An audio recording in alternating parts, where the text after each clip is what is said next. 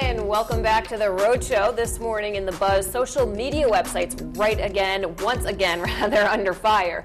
A new report out today from the American Academy of Pediatrics says that while Facebook and other similar sites can enrich children's lives, they can also be hazardous to their mental and their physical health. The report says these sites can be useful to kids for staying in touch, socializing, and entertainment. They can even enhance children's creativity, help them develop technical skills, but on the harmful side, they can lead to depression, cyberbullying, and exposure to inappropriate content. The study is even coining the term Facebook depression, where kids see a doctor for, quote, skewed view of what's really going on. Some teens say that chalking up online friends and photos amount to a popularity contest. So the question right here, do we believe that these websites are more harmful to the children than they do good, or what's the opinion on them? And you have kids who are getting to be that age, thankfully, so Connor. Yeah, thankfully, he'll be 9 this summer, and we're not quite into, although I'll be on Facebook, and there'll be, former P. Bruins players or Boston Bruins players that I'm friends with. That'll be like, hey, Dad, let's talk to so-and-so, let's talk to so that's what he knows about it. But as far as actually being on, I can see it. He's still young. He is, but I can see where the pictures would be like, I have more pictures of, if it's a little boy or his buddies, I have more pictures of pretty girls than you do, and more people are friends with me than are friends with you. And well, even at 30, I'm on Facebook for work, and you look at other people, you're like, everything always seems greener on the other side. Like, wow, look at that person. They're going out all the time or fine dining all the time. Nobody writes on their Facebook status, hey, I'm $27,000 in debt to my credit card company.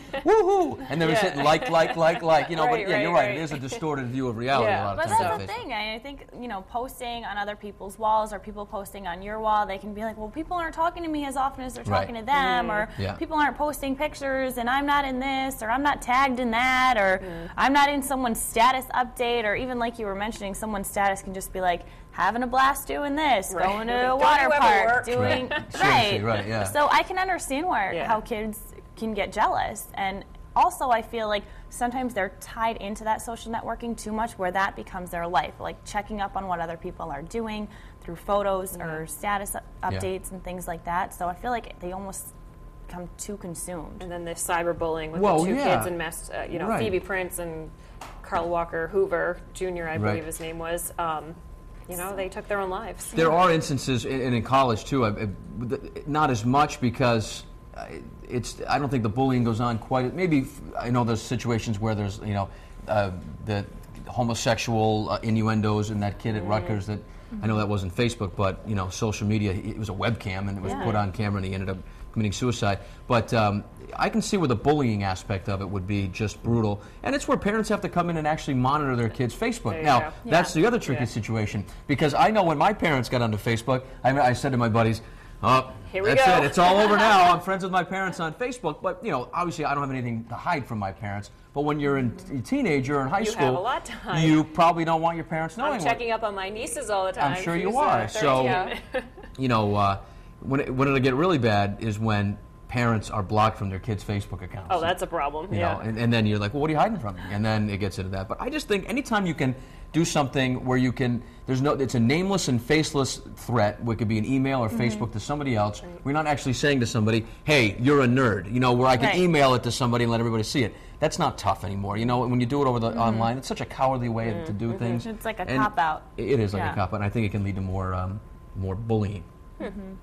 More destructive behavior. You know who spends a lot of time on the computer? Courtney. But she's not a bully. She's friendly. And I don't get bullied, so that's good. Everybody's very nice who live blogs with us. And we have a lot of Facebook friends as well. They're all weighing in this morning about what they think about kids and socializing online. So we will start on our live blog, which you can find on foxprovidence.com.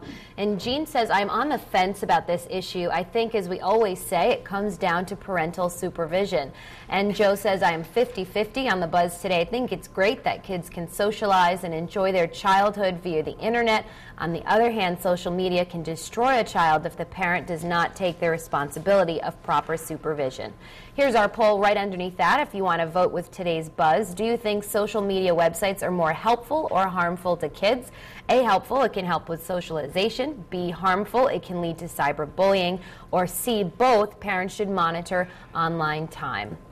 We have about 10 comments so far on our Facebook page right at the top if you're there this morning, and Amy Olivier says it's harmful. They spend hours in front of a computer screen instead of playing outside. Linda Hawkins says, my stepdaughters stay up all night texting and Facebooking on their phones. Then they are tired all day. She said, seriously, it's an issue. And Amanda Smith says, as long as it's in moderation and under supervision, social media can be a good experience. So if you want to weigh in and tell us maybe how you handle it at home, you can do so on Facebook, or you can join our live blog as well. But for now,